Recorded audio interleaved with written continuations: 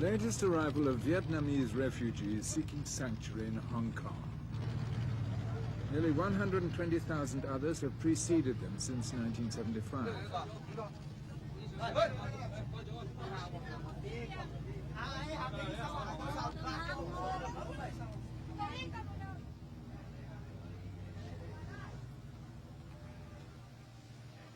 They have been warned, however, that if they put themselves in the care of the Hong Kong government, they will be taken to isolated, closed camps where they'll be cut off from the rest of the Hong Kong community.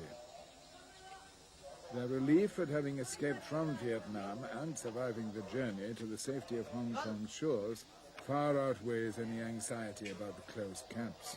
Besides, although they have been offered assistance to leave Hong Kong waters, there are no viable alternative destinations within their reach, and even the most resigned amongst them have no real idea what their new life will be like as detainees of the Hong Kong government, perhaps permanent ones.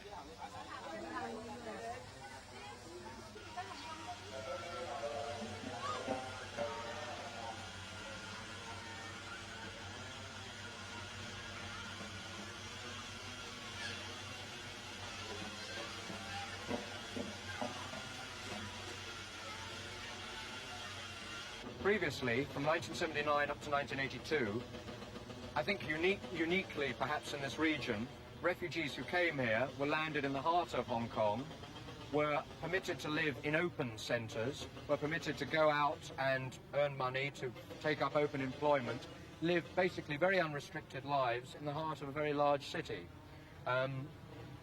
We stuck by this policy for 3 years in a way that other places were unable to do so. Indeed, many just accommodated refugees on the border. So, in 1982, we decided that this policy was sufficiently out of the general stream, if you like, in terms of refugee treatment, to be beginning to draw refugees here as an aim in itself, as a positive destination. So closed camps are essentially a withdrawal of the previous very liberal treatment, in as much as refugees are accommodated in camps but are not allowed to leave the camps and find outside employment. They live their daily lives in the camps. This is the largest of the closed camps, Chi Ma Wan Refugee Detention Center on Lantau Island. Most of the 3,500 refugees here are illiterate peasants and fisherfolk, whereas in the early years of the influx, the majority who fled were from the educated middle classes. On arrival, the authorities first informed the newcomers of their rights by reading the official camp rules and regulations. Listen to the officer. He wants to talk to you. He's going to hand out the camp rules.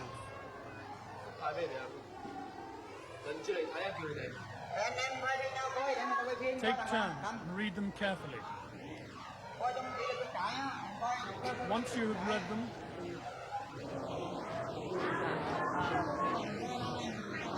you must learn the rules. You must then try to remember what things you can or cannot do. You must not throw rubbish, or you will be punished. You are not allowed to receive cigarettes from outside.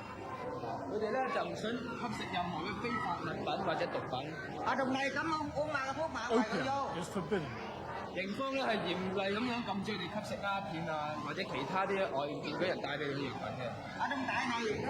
Everything in this camp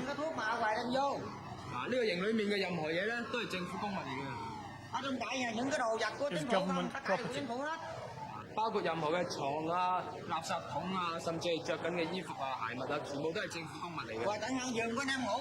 The beds, clothes and utensils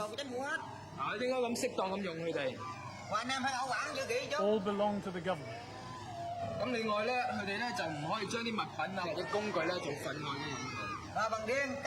You must remember to look after them. Almost all personal possessions are confiscated. Anything considered valuable by the camp authorities is logged to be returned only if and when the refugee leaves the camp.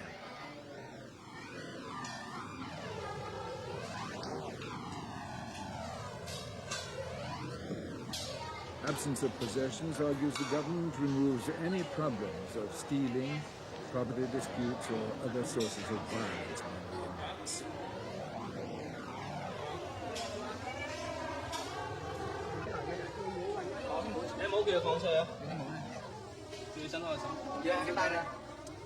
The search is a thorough one. Metal detectors seek out concealed gold or weapons.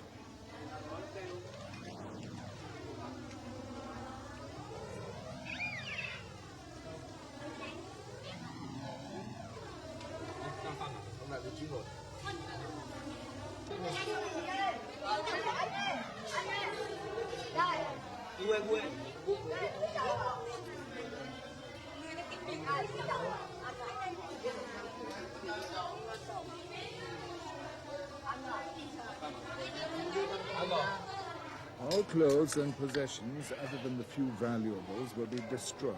To the camp guards, they're worthless. But the refugees have saved them and carried them from their old life to the new, and they are their most treasured belongings.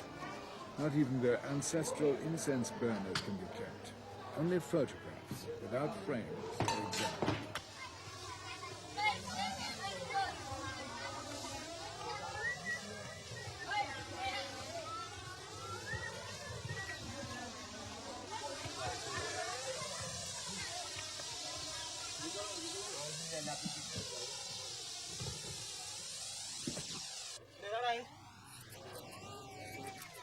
Once their possessions have been disposed of, the processing of the refugees themselves begins. Everyone gets a haircut, regardless of the length and condition of their hair. Camp administrators justify this on the grounds of health and hygiene, even though standard medical opinion denies that it is necessary. The men find the haircut intolerable, the women find it humiliating and degrading. Long hair is a symbol of beauty and femininity in Vietnamese culture, and girls spend years growing and grooming it.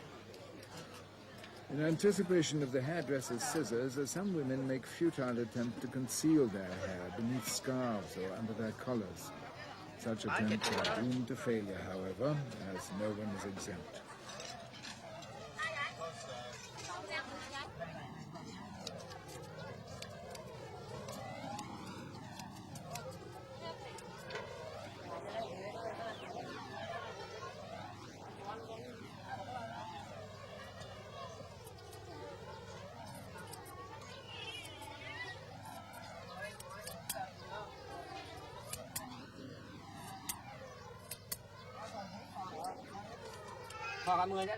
Was your hair trimmed before? Yes, where I work.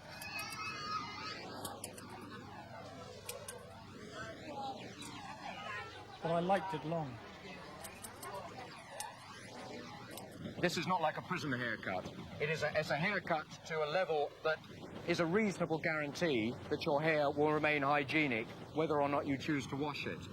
If you have, as we have in Chimalwan, 3,500 people living together in the space of a few hectares, it is for the sake of all that obviously certain minimal hygienic precautions are taken.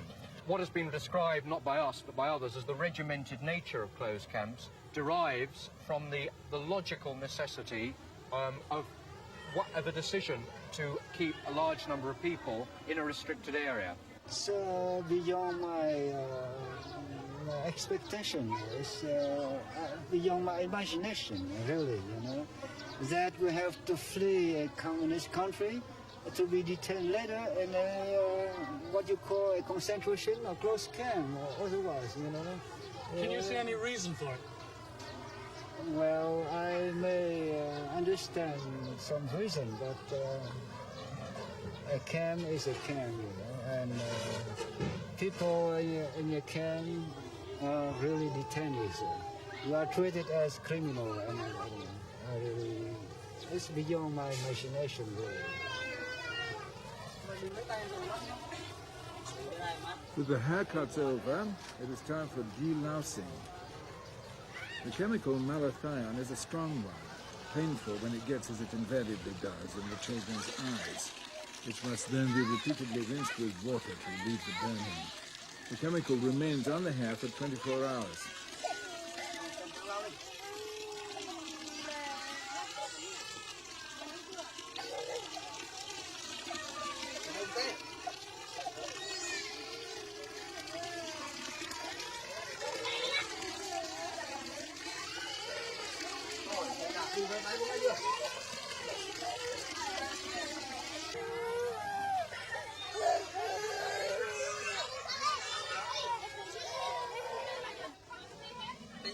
The refugees are now ready to receive their new possessions, although it has been made clear that they must not be kept, only used.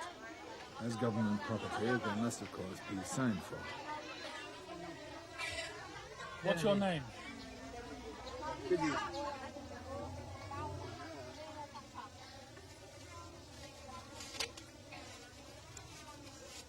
Can you write?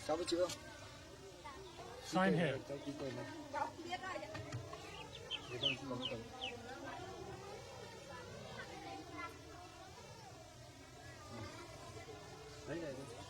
Next.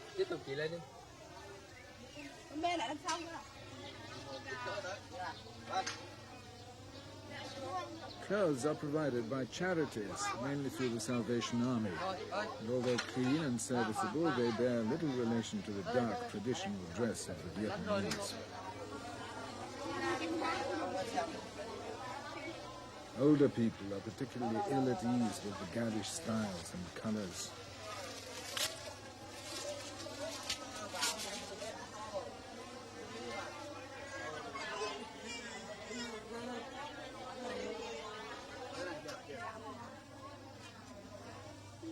This is a woman's blouse.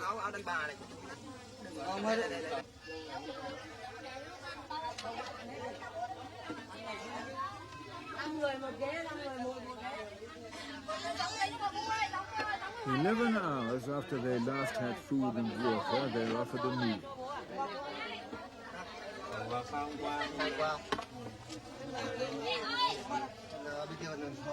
It is their first taste of the unvarying, if adequate, diet, eaten with their borrowed utensils.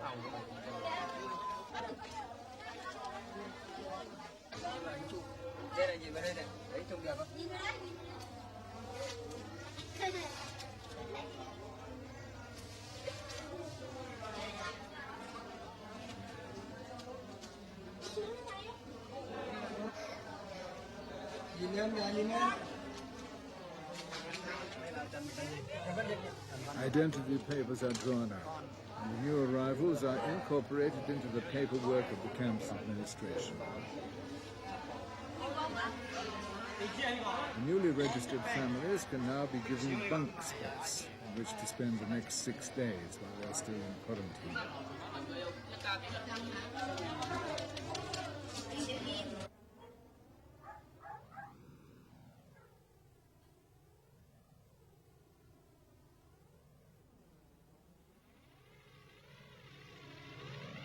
Hong Kong's closed camps were introduced as a deliberate deterrent in an effort to stem the flow of refugees from Vietnam. Before this policy was introduced, Hong Kong had the most liberal and humane refugee policies in all of Asia. And in fact, some 14,000 refugees have been given permission to stay in Hong Kong permanently. But by 1982, over 100,000 boat people had fled to Hong Kong from Vietnam and were housed in open camps within her more densely populated areas. No new refugees are being sent to these camps now, and the numbers in them are slowly dwindling as the more fortunate ones leave to be resettled abroad. But some 8,000 refugees still live in these open centers, such as this one in Kowloon, many of them having been here for over 4 years. These refugees are allowed to find work and to shop outside the camps, which have become more closely integrated into the larger community.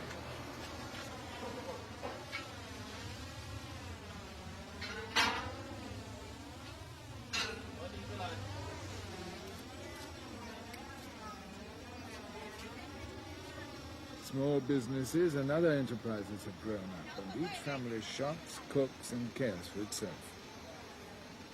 Everyone has their own possessions, freedom of personal appearance, and the right to a reasonably independent life.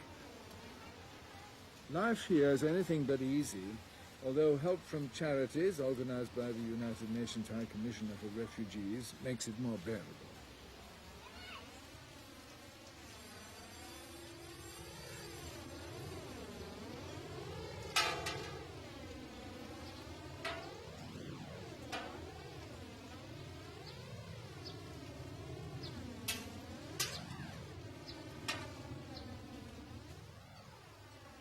Here, the space allocated to each family is similar to that in Chima 1.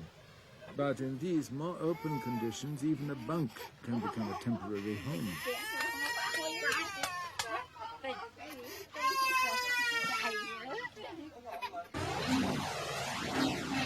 In the past, the combination of freedom and private enterprise which exists within the open camps has led to some outbreaks of violence. These, however, and the general level of health and hygiene within the camps are certainly no worse than in many of the densely populated areas of Hong Kong.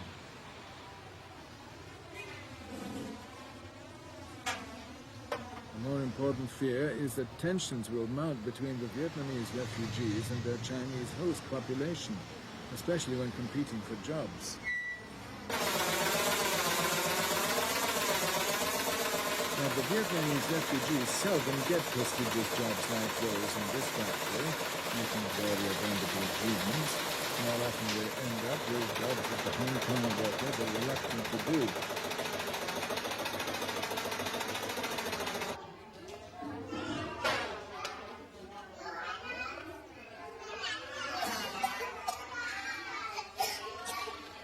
The accessibility of the open camps also improves the chances of charitable assistance and makes the possibility of resettlement in the West seem less of a dream. Most refugees believe that education, especially in English, is the key to resettlement opportunities.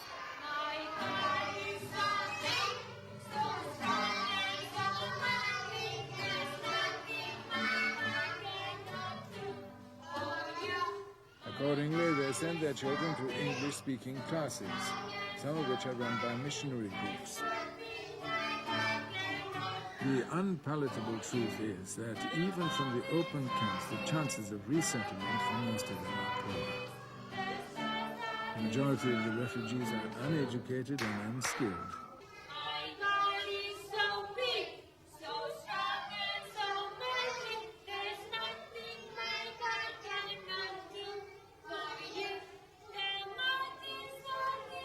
These children may hope that they're closer to a resettled future, but their true prospects are bleak.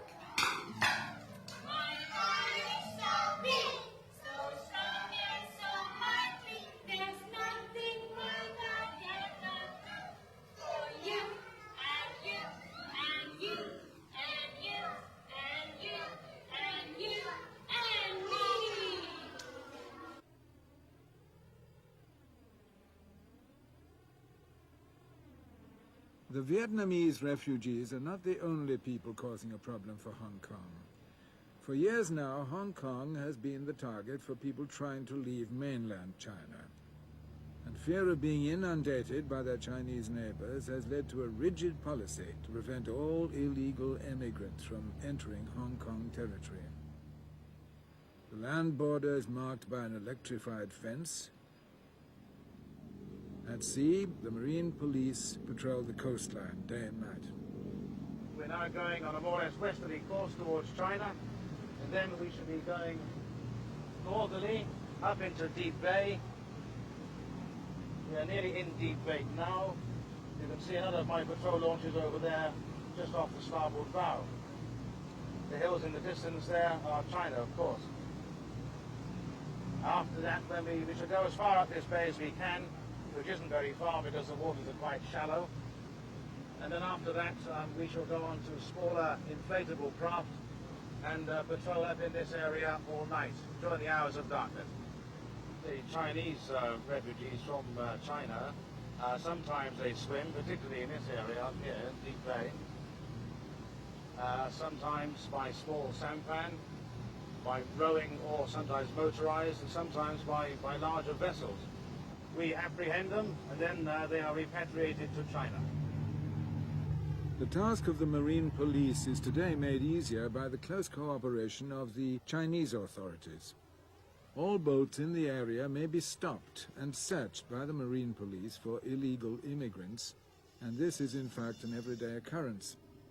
Night patrols are particularly vigilant.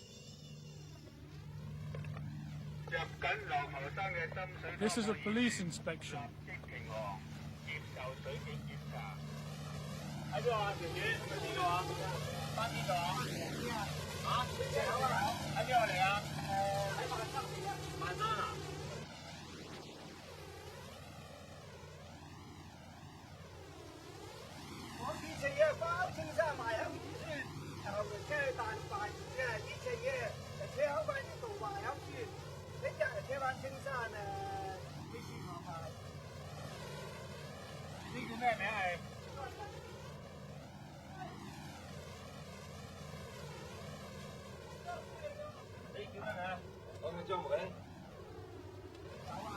Nothing suspicious was found on this boat, and it was allowed to go on its way.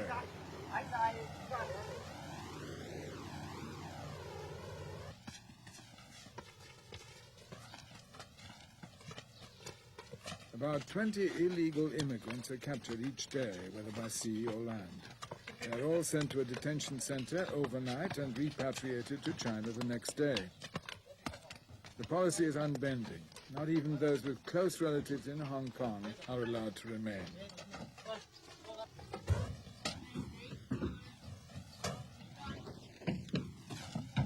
These people were caught during the last 24 hours.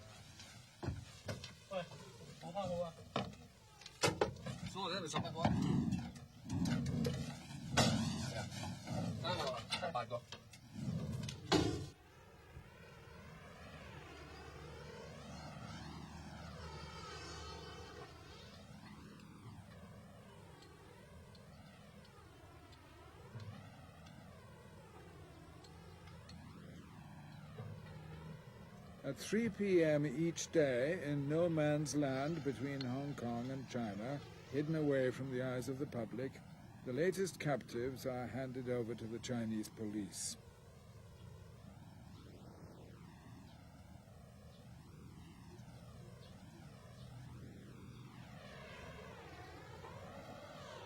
Back in China, some of them may be released quite quickly and may try their luck again. Resentments had developed in Hong Kong when the government seemed to be lax towards the Vietnamese but rigid towards the mainland Chinese. The new closed camp deterrent policy was aimed at reducing such resentments. We have stuck by what I think was a general agreement in 1979 that countries in the region would provide temporary asylum and that places in the West would provide permanent homes, permanent resettlement for Vietnamese who insisted on leaving Vietnam and seeking asylum elsewhere. We haven't changed from that position. Unfortunately, during 1982, Western countries individually and as a process of continual trend have changed. During 1982, we had a review of our problems and of the fact that projecting the continual arrival rate year by year and the continually declining rate of departure, Hong Kong's refugee population on present trends was going to start to increase. Now, with no obvious end to the problem in sight, it is very difficult to explain in ordinary political terms how one is going to accept, as a crowded community, accepting ever greater numbers of refugees. So looking around our neighbours in the region and seeing the policies they'd adopted of, I think the fashionable phrase is humane deterrence, we adopted a policy that we felt remained humane in giving refugees asylum and in looking after their material needs, but made clear to them that, I'm afraid rather uncharitably, they were not welcome in Hong Kong as guests, that they would be given asylum for as long as they remained here, but that they could not be integrated into Hong Kong because of our other immigration problems, and that they were here awaiting resettlement elsewhere. That essentially was the reason for introducing closed camps when we did.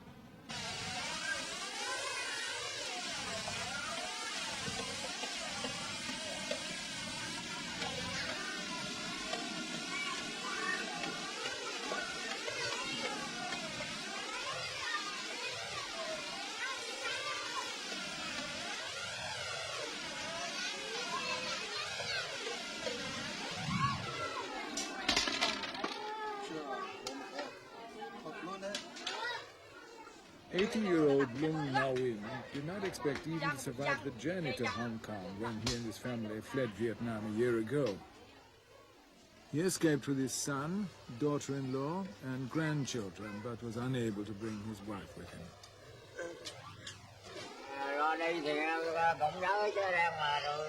I remember it well. We had only one chance to live, 90 to die. But we made it, and we are still alive. Only when we were at sea did I learn we had escaped from Vietnam. I'm old. I would like a place where I can be free for a few days. Then I'd be satisfied to die. Duk Bai's wife is equally despondent. There's no food to cook, or clothes to sew, or home to care for. Apart from a little washing, she no longer has a proper role within the family, and little to distract her from thoughts of their uncertain future.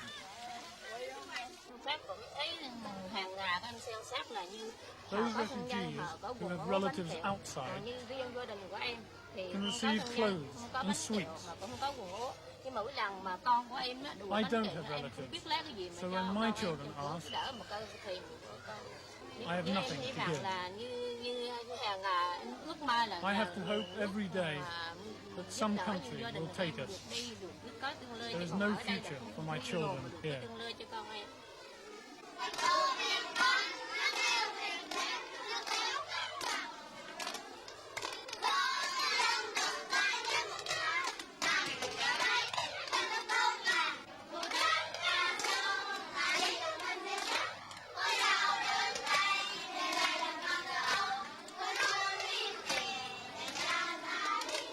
Some of the empty hours are filled with lessons.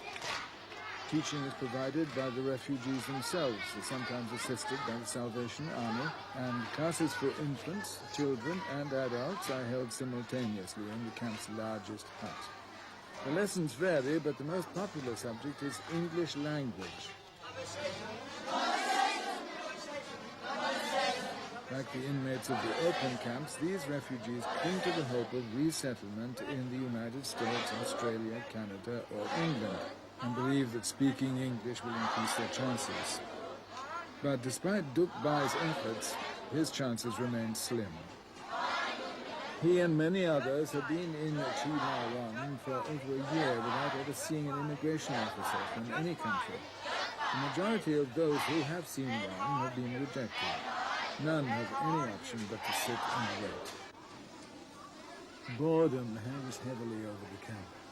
Once the lessons are over, there is little to pass the time, other than to sit watching the sea for new arrivals.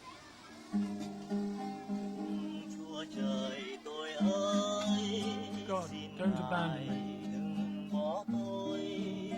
Please don't abandon me. I'm like a fox, lying on the ground. I'm like a deer, lost in the jungle. Please don't dislike me.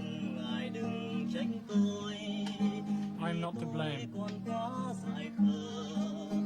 I've lived in darkness.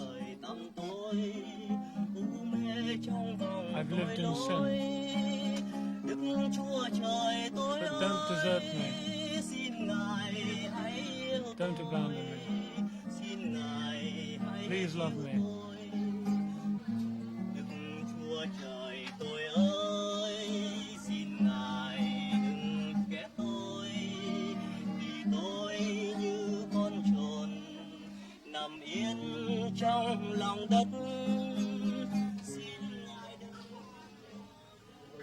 The camp population is growing. The birth rate is more than double that of the rest of Hong Kong. In 1 week alone, 10 babies were born in Chi Ma Wan, and the maternity unit is seldom quiet. The new arrivals are unaware of their predicament, but their innocent presence underlines the almost hopeless situation of their parents.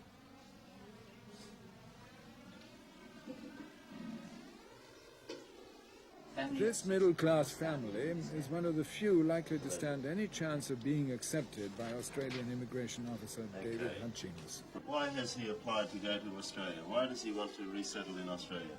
Tại sao anh muốn xin đi Úc ở và muốn định cư tại Úc? Vì tôi là không có thân nhân được Liên Hiệp Quốc cho làm hồ sơ và tôi xin đi Úc vì Úc là một cái nơi mà một cái đất nước tự do và một đất nước tự do và khí hậu thuận lợi giống Việt Nam. Vì vậy nên thì gia đình tôi muốn định cư ở Úc và ở một cái nước mà có tự do và nhân quyền. It is because I have no relatives elsewhere, Yes. and the UNHCR submit a case for me to Australia, Right. and I know that I would like to live in a freedom country. Australia is a freedom country, and Yes. then the weather is the same as in Vietnam. Is it? I see. Well, we won't include a geography lesson, but I appreciate what he said. Tell him I am going to do my very best to help him. I'm going to try and arrange what is called community sponsorship in Australia. Refugees are very indomitable people. They're very determined, and they take great risks in leaving. And, you know, I admire them for it. Our problem is that we're caught in the middle, and while one admires them individually for taking these risks, it is very sad for us to see that having taken the risks, they found themselves absolutely nowhere, because we cannot absorb them, we cannot offer them a permanent home in Hong Kong, and everywhere else seems, certainly in the West, seems to have taken the view that the problem is in some way solved, whereas having been around our refugee camps, you know full well it isn't.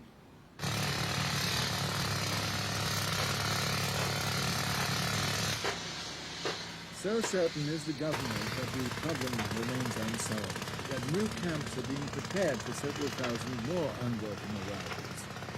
The deterrent policy is to continue, the new camps following the pattern of Chi Ma Wan.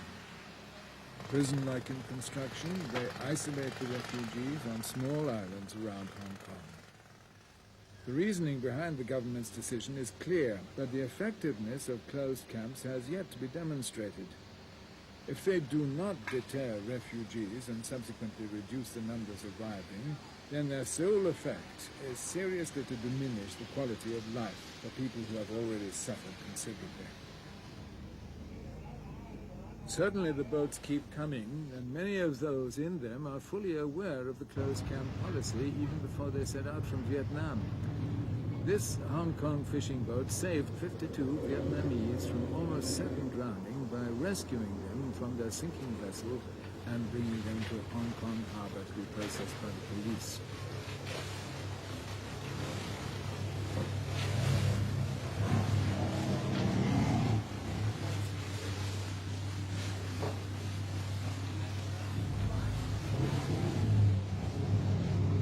These refugees knew before leaving Vietnam that they were destined for a closed camp. I can speak English a little. Speak English. Can you tell me where you have just come from? We come from Vietnam, in Hue City. How many days have you been on this boat? We on the boat 6 days. 6 days. Yes. From Vietnam to here, 6 days. 4 days on the sea and 3 days on this ship. Whose ship is this? When we on the sea, we are lacking food and water, and we are almost die. So that we meet this ship, and they take us.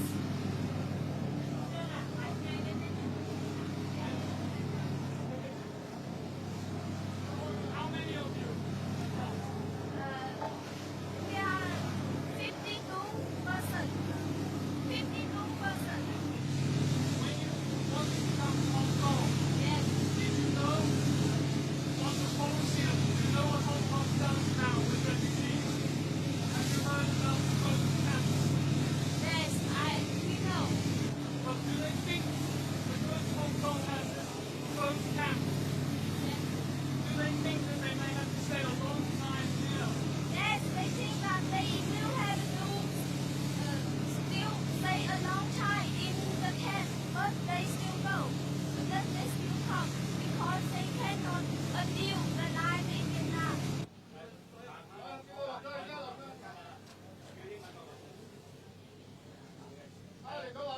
Bye bye bye.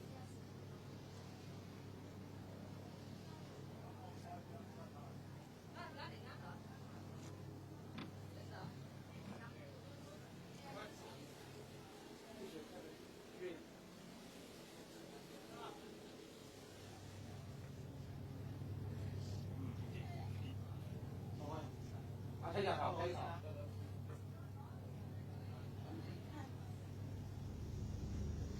But before being taken to the camp on Lantau Island, the 52 newcomers are given a chance to leave Hong Kong and try their luck elsewhere.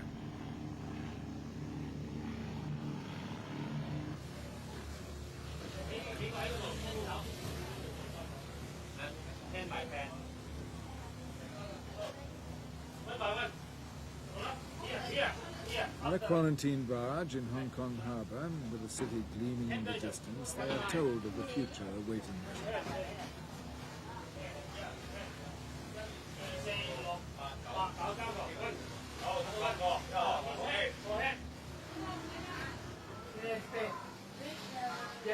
English or Vietnamese? You need the refugee language. An official notice is read out to them. It says, all former residents of Vietnam seeking to enter Hong Kong since the 2nd of July 1982 are detained in special centres. If you do not leave Hong Kong now, you will be taken to a closed centre and detained there indefinitely. You will not be permitted to leave detention during the time you remain in Hong Kong. It is extremely unlikely that any opportunity for resettlement will be forthcoming. You are free to leave Hong Kong now, and if you choose to continue your journey, you will be given assistance to do so. Still in a state of shock and exhaustion, and with no alternative destination for transport, the refugees are then requested to state whether they will stay or go. They agree unanimously to remain in Hong Kong and wait patiently to be taken to Chinawan. Hong Kong's desperation to rid itself of the Vietnamese problem reflects a worldwide rejection of their plight. Some Asian countries are reluctant to take them in at all.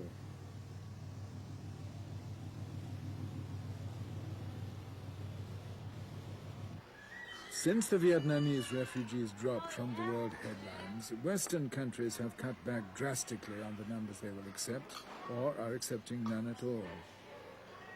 Until they reverse this policy and allow more of the refugees to leave Hong Kong, the government there is faced with a growing political nightmare.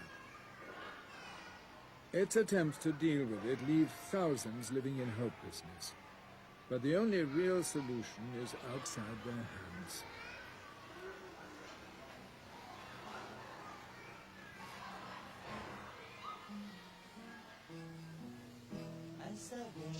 The best hope for these refugee children's future lies not in the camp on Lantau Island, but with the rest of the world.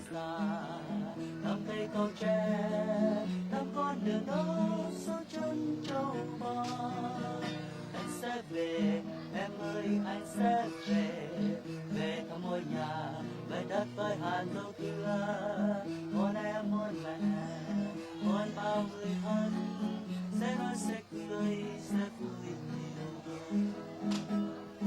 đưa em vào gió sẽ trao cành hoa thả sâu trong lại cho em bông hoa